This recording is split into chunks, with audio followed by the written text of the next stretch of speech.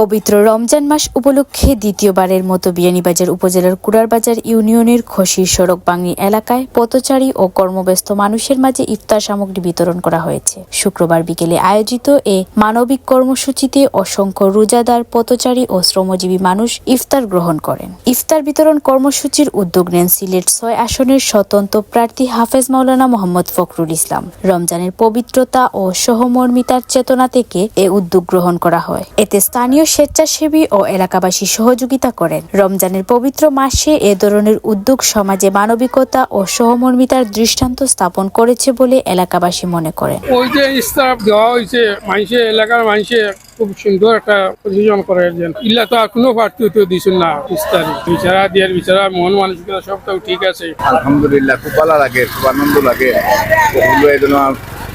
ইফতার বিতরণ হর আল্লাহ তাআলার লাখ লাখর হায়াত রক্ষা আরো বেশ করে যেন বাঁচিতে পারেন। আল্লাহ তাআলার তৌফিক দিতা সবাইকে দোকানে দোয়া চাই। আলহামদুলিল্লাহ, লাখ লাখ শুকুর আমার এই ভাইয়ে যে ইফতারের ব্যবস্থা করছেন। আল্লাহর দরবারে লাখ লাখ শুকুর। আমরা যে সময় সুযোগে এই ইফতার গুলা পাইছি। রোজাদার মানুষের ইফতারি ফটাইরা দ্বিতীয়বারের মতো আমরা সরবানের সিএনজি পাম্প এরিয়ায় প্রচুর পরিমাণে ইফতার ফাটাইছেন। ইনশাআল্লাহ মানুষ স্বতঃস্ফূর্তভাবে মানুষে আমরা ইফতার বিতরণ করি আর শৃঙ্খলার সাথে ইফতার বিতরণ করি। আর অসংখ্য ধন্যবাদ জানাই ফখরুল ভাইরে এই নেকির মাসে তাই মানুষের ক্ষুধার্ত মানুষের ইফতার দিয়া বা ইফতার সাথে ইফতারের সরঞ্জাম দিয়া, পানি দিয়া সহযোগিতা করা।